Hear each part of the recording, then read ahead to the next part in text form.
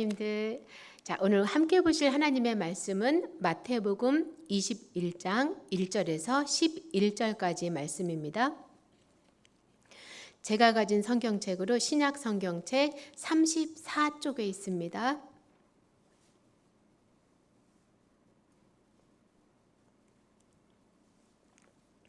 네, 마태복음 21장 1절에서 11절 말씀 우리 다 같이 천천히 함께 읽겠습니다. 시작.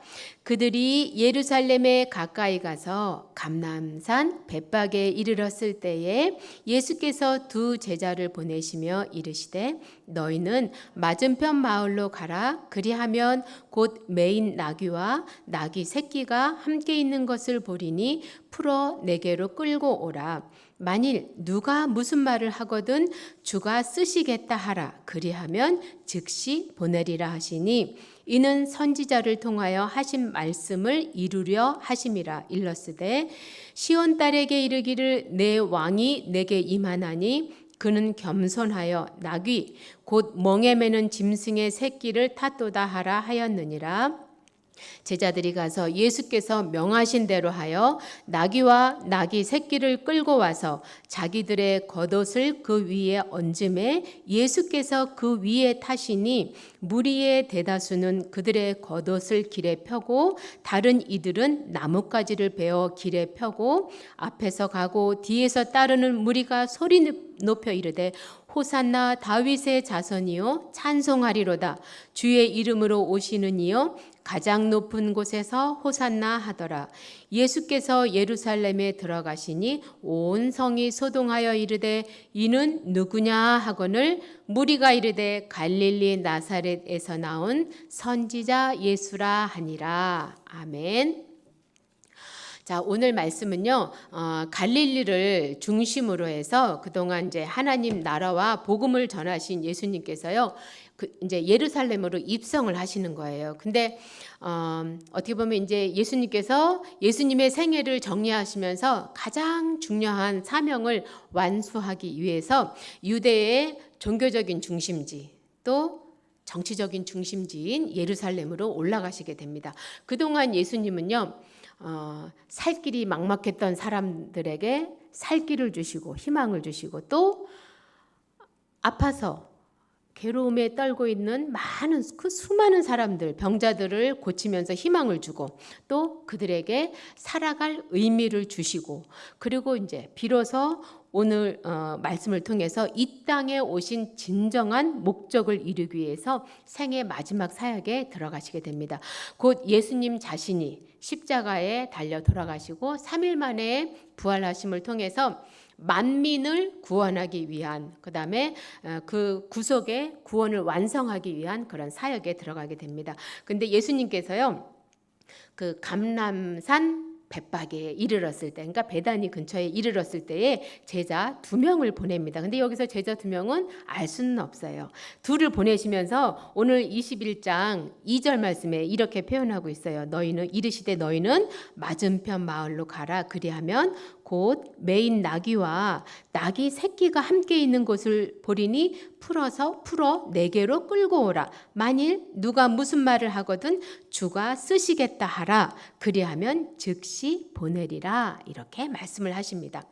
자, 예수님은요 전지하십니다. 그러니까 다 아시는 것이 모든 것을 다 아시는 분이시잖아요. 그리고 또 미리 아시고 택정하신 가운데 예수님께서는요 그 어려운 심부름을 시키지 않으셨어요 제자한테. 그런데 제자 2명은 아무것도 알지 못하지만 예수님의 말씀을 믿고 그다음에 그 말씀에 순종하여서 그 즉시 행동으로 옮겼습니다. 자, 제가 오늘 여기 우리 성도님들 이렇게 예쁜 얼굴들을 이렇게 보니까 우리 또한 우리를 향해서도 예수님께서는요 주가 쓰시겠다 하며 부르심이 있습니다. 여기 성도님들이 금요 기도회에 성도님들의 이 몸으로 또 2발로 이렇게 더 열심히 걸어 오셨지만 하나님께서 부르심에 우리가 순종한 모습이에요. 자, 그 또 더 나아가서는 우리가 부르심에 순종하신 모습으로 또 구역장으로 순종하시고 또 교역자 저처럼 이렇게 교역자 사역자로 순종하고 또 집사님, 권사님, 장로님, 또 성도님, 또 이렇게 직분자로도 이렇게 순종하시고, 또 교사로도 순종하고, 또 뭐 우리 안에 있는 각 기관장으로서도 순종하고, 우리를 하나님께서 부르심에 우리도 주가 쓰시겠다라고 부르심의 그 모습이 바로 오늘의 우리들의 모습인 거예요. 우리들이 그 산 증거와 역사입니다. 자, 근데 예수님께서는요, 새끼 나귀를 타고 입성을 하셔요. 근데 나귀는 이제 나귀라고 하면은 보통 이렇게 사람을 태우는 것보다는 짐을 싣는 짐승이잖아요. 보통은 사람은 주로 말을 이렇게 타잖아요. 그런데 예수님께서는요, 거기서도 어른 나귀가 있는데도 불구하고 새끼 나귀를 이렇게 타십니다. 근데 이 입성 방법은요, 400여 년 전에 미리 준비하신 방법이에요. 스가랴서 9장 9절의 말씀인데요. 스가랴서 9장 9절 말씀. 시온에 따라 크게 기뻐할지어다. 예루살렘에 따라 즐거이 부를지어다. 보라, 내 왕이 내게 임하시나니 그는 공의로우시며 구원을 베푸시며 겸손하여서 나귀를 타시나니 나귀의 작은 것 곧 나귀 새끼니라 라고 이렇게 스가랴 선지자를 통해서 이미 400여 년 전에 이미 입성하시는 방법을 미리 말씀을 해주셨습니다. 자, 인류의 그 어떤 사건보다도 아주 위대한 사건입니다. 그 중요한 사건을 예수님께서 실행하실 때 새끼 나귀를 타시겠다라고 이렇게 스가랴 선지자를 통해서 말씀하셨고, 그 말씀을 지금 이루시고 실천하시는 것입니다. 자, 그러면서 예수님께서 새끼 나귀를 타신 이유는 겸손이라고 오늘 읽은 5절 말씀에서 말씀하고 있는데요. 시온 딸에게 이르기를 내 왕이 내게 임하나니 그는 겸손하여 나귀 곧 멍에 매는 짐승의 새끼를 탔도다 하라 하였느니라 라고 이렇게 말씀하고 있습니다. 예수님께서는요, 마태복음 11장에도 보면 어떻게 말씀하시냐면 나는 마음이 온유하고 겸손하니 내게 와서 배우라 라고 이렇게 말씀하세요. 그리고 또 여기서 또 말씀에서도 보면 멍에 매는 짐승의 새끼라고 표현하고 있습니다. 그냥 나귀 새끼라고도 할 수 있는데 왜 멍에 매는 나귀 새끼? 멍에라는 것은요, 사람에게 어떤 행동이나 이런 것들을 구속하는 거예요. 내 마음대로 하지 못하는 거예요. 그 멍에 때문에, 멍에가 지어져 있기 때문에 그 주인의 말에 순종하게끔 되어 있는 건데요. 멍에 매는 짐승의 새끼를 탓도다 하라 이렇게 말씀하고 있습니다. 자, 예수님께서 나귀를 준비한 것에는요, 겸손하고 온유한 마음으로, 그 다음에 또 사람들에게 가까이 가서 다가가서 그들을 격려하고 위로하고 그렇게 세우시겠다는 생각이 담겨져 있습니다. 그래서 오랜 세월 동안 아주 꼼꼼한 준비 과정을 통해 이 땅에 오신 예수님께서, 그러면은 그 예수님께서 우리를 다스려 주시고 인도하시고 살펴주시고 이렇게 하시는 것만으로도 너무나 감사한데, 예수님께서는요, 마태복음 말씀에 보면 또 뭐라고 말씀하시냐면 내가 너희를 섬기러 왔다라고 이렇게 말씀하고 계세요. 그러니까 예수님을 우리는 주가 쓰시겠다라고 이미 부르신 사람들이에요. 그리고 그 부르심에 순종한 우리들은 예수님께서 걸어가신 그 길을 우리는 닮기로 작정을 해서 지금 이 자리에 계시고 또한 성도로 부름을 받았는데요. 우리가 예수님을 닮기로 마음을 먹고 작정을 하셨다면 예수님의 삶의 방식만이 우리를 높은 수준으로 이끄는 방법임을 우리가 다시 한번 고백을 합니다. 그 방법은 뭐냐면 우리 주님께서 살아오신 방식이에요. 성도를 섬기는 거, 가난한 자를 돌보시는 거, 아픈 자를 위해서 기도해 주시는 거, 이러한 것들 모든 것이 포함되어 있는데요. 자, 우리가 여기서 오늘 제가 말씀을 준비하면서 나귀 주인을 저는 더 주목해서 봤습니다. 그래서 정말 예수님께 나귀를 제공하면서 구원 사역을 완수하는 데 일조를 하게 돼요. 그러면 오늘 나귀 주인을 통해서 우리는 예수님께 쓰시는 인물이 어떤 사람인가, 또 어떻게 해야 하나님께 쓰임 받을 수 있는가를 한번 생각해 보겠습니다. 예수님께서 인류를 구원하시기 위해서 모든 사람을 하나님의 자녀로 또 제자로 삼기 위해서 하시는 아주 중요한 일이 있으세요. 예수님께서는요, 사람을 제자로 만드시고 기르시고 훈련하시고 그렇게 해서 사용을 하시는 거예요. 예수님께서 만들지 않는 사람, 그러니까 기르지 않는 사람, 훈련시키지 않는 사람은 사용하지 않으세요. 군대 귀신 들린 자가 군대 귀신이 다 나갔잖아요. 그랬을 때 예수님, 나도 예수님을 따라가겠습니다라고 했을 때 예수님께서 만류하셨습니다. 집으로 가서 집에 있는 사람들에게 보이라고 하는 거죠. 예수님께서는 훈련하신 사람, 기르신 사람, 예수님께서 만드시는 사람을 예수님께서는 사용하여 주십니다. 자, 그렇게 보면 이미 그 나귀 주인은 예수님을 나의 주 나의 하나님으로 고백하는 자임을 우리가 알 수 있습니다. 나귀 주인은요, 보잘것없는 시골 마을인 나사렛에서 자라고 활동하신 예수님을 주로 고백했습니다. 그러니까 제자라는 거예요. 자, 이처럼 예수님을 주로 고백하는 사람은 그 삶이 다른데요. 로마서 14장 7절 8절 말씀이 있는데 우리 다 같이 말씀을 함께 읽겠습니다. 시작. 우리 중에 누구든지 자기를 위하여 사는 자가 없고 자기를 위하여 죽는 자도 없도다. 우리가 살아도 주를 위하여 살고 죽어도 주를 위하여 죽나니 그러므로 사나 죽으나 주의 것이로다. 아멘. 우리의 이 바울의 고백이 우리의 고백인 줄 믿습니다. 근데 성도님들, 반면 우리가 잘 아는 사람 한 사람을 제가 소개하겠습니다. 누구냐면 가룟인 유다를 한번 생각해 보겠어요. 자, 가룟 유다라고, 그러니까 보통 사람 유다란 뜻인데요. 그러면 이 사람은 예수님의 제자였잖아요. 예수님하고 가까이서 지내고 함께 생활하고 함께 먹고 함께 잠도 자고 그렇게 했던 사람이었어요. 근데 이 사람은요, 예수님을 향해서 주님이라고 고백하지 않았어요. 그는 예수님을 향해서 랍비어라고 이렇게 표현하고 있습니다. 그러니까 선생님이라고 이렇게 불렀을 뿐이에요. 예수님을 절대적인 하나님으로 인정하지 않고 그냥 인간 중에 하나로 받아들이는 것입니다. 그러니까 그것은 신앙 고백이 아닌 거예요. 이처럼 바른 신앙 고백을 하지 않은 사람은요, 그리스도 공동체 안에 있다고 하더라도 언젠가는 떨어져 나갈 것입니다. 그리고 더 나아가서 그리스도를 팔아버리는 그런 악을 저지르게 된다라는 것이에요. 성도님들, 그래서 우리는 예수님께서는 철저하게 예수님을 주님으로 고백하고 예수님께 순종하고 신뢰하고 예수님을 믿는 사람을 예수님께서는 사용하여 주십니다. 그래서 성도님들, 우리들도 예수님을 입으로 시인하고 또 삶으로도 우리가 보여드려야 되는 것입니다. 그래서 가장 중요한 것은요, 우리 안에 계신 하나님께서 우리로 하여금 예수님을 주라 주님이라 고백하게 하여 주시는 거예요.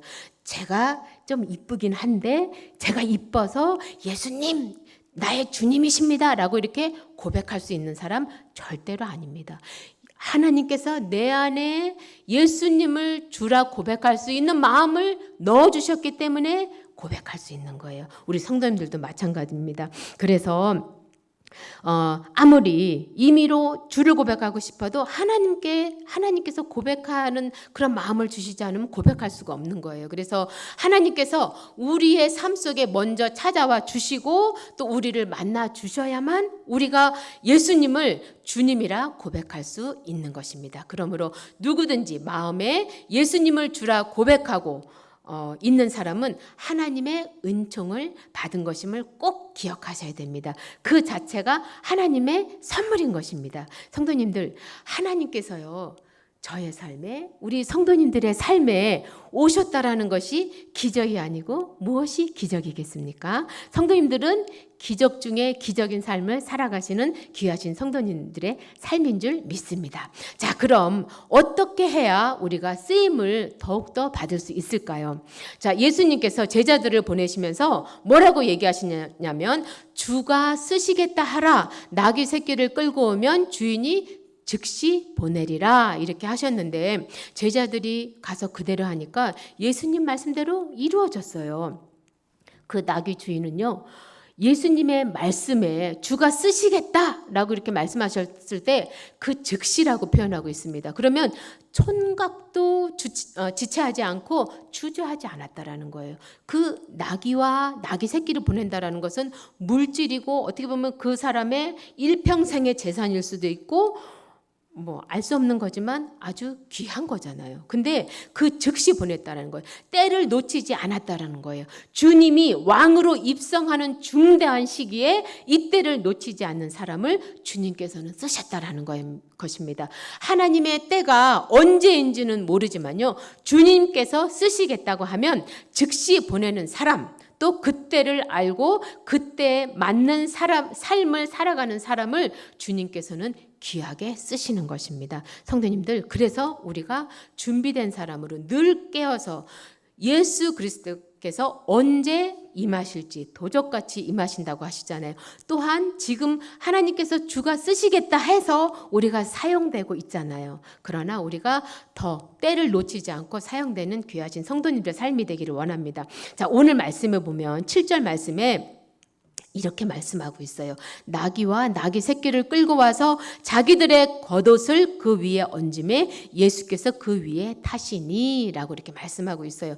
자, 우리에게는 겉옷이라는 것이 아주 그냥 옷이 겁나게 우리는 지금 많잖아요. 그런데 옛날 이 당시에는 겉옷이라는 것은요, 이불도 됐었고 외투도 됐었고 아주 큰 재산이었어요. 그런데 그 겉옷을 이렇게 예수님이 타는 나귀 새끼에게 얹었다라는 거예요. 자, 나귀를 탄 예수님께서 사람들에게 가까이 가십니다. 많은 사람들이 가까이에서 옷을 벗어서 깔고, 그 다음에 겉옷이 없는 사람들은 종려나무 가지를 잘라서 깔아놓게 되고, 멀리서 예수님의 입성을 멀리서만 박수치면서 바라보는 것이 아니라 가까이서, 누구나 가까이서 예수님의 예루살렘 입성을 가까이서 보았다라는 거예요. 자, 옷을 벗어서 깔았다는 것을 한번 생각을 해보겠습니다. 요한복음 12장 13절 말씀인데요.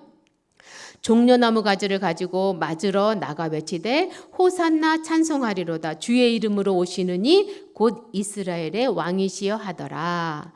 자, 오늘 이 본문의 말씀은 마태복음 21장에 있는 말씀은요, 마태, 마가, 누가, 요한복음에 다 나와 있는 말씀이에요. 그래서 제가 요한복음에 있는 말씀을 이렇게 해서 적어왔는데요.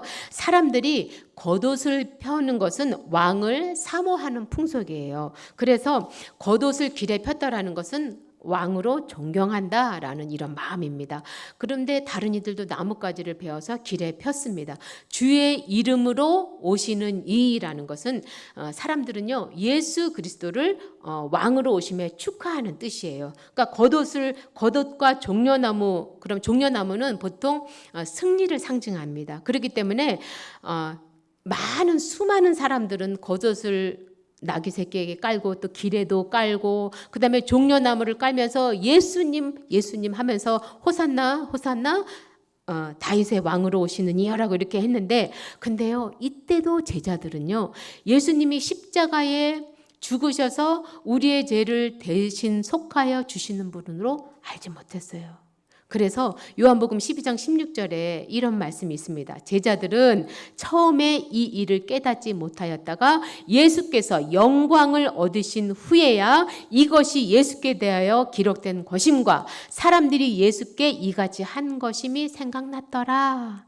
자, 예수님께서 골고다 언덕길을 올라가셨을 때 물론 베드로도 쭈삣쭈삣하면서 따라가고 했었죠. 그러나 무덤에 간 사람들은 막달라 마리아와 다른 마리아였잖아요. 그리고 나서 제자들에게 가서 예수님께서 살아나셨어요, 부활하셨어요 했을 때 예수님 하면서 그때야 가서 비로소 무덤가에서 봤던 제자들의 모습이에요. 그러니까 예수님과 같이 호흡하고 먹고 잤던 제자들의 모습보다는 그 주변에 있던 병든 자, 아픈 자, 가난했던 자, 이런 수많은 사람들이 예수 그리스도를 더 왕으로 모셔들었다는 것입니다. 성도님들, 이처럼 주의 일을 할 때가 늘 오는 것이 아님을 우리가 아셔야 되겠습니다. 그래서 그때를 지키고 때에 맞는 결단을 할 때에 하나님께서 은혜 위에 은혜를 더하여 주시는 것입니다.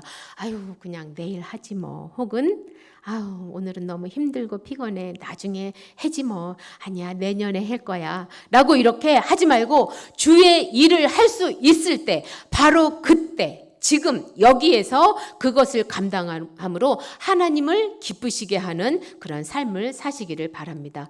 나귀 주인은요, 말없이 조용히 순종하였습니다. 그래서 그는 자기가 가진 보잘것없는 나귀 새끼를 주님께서 쓰시겠다고 하니까 참으로 감사한 일이라고 생각했을 것입니다.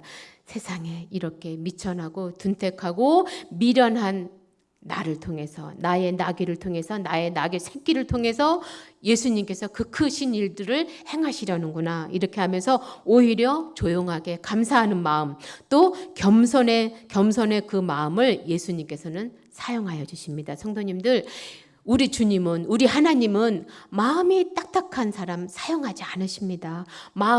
그 딱딱한 마음을 물렁하게 해주셔서, 온유하게 해주셔서 사용하여 주십니다. 겸손한 사람을 사용하여 주십니다. 하나님께서 우리에게 일을 주실 때 우리에게 능력이 있어서, 능력 때문에 하나님께서 일을 주십니까?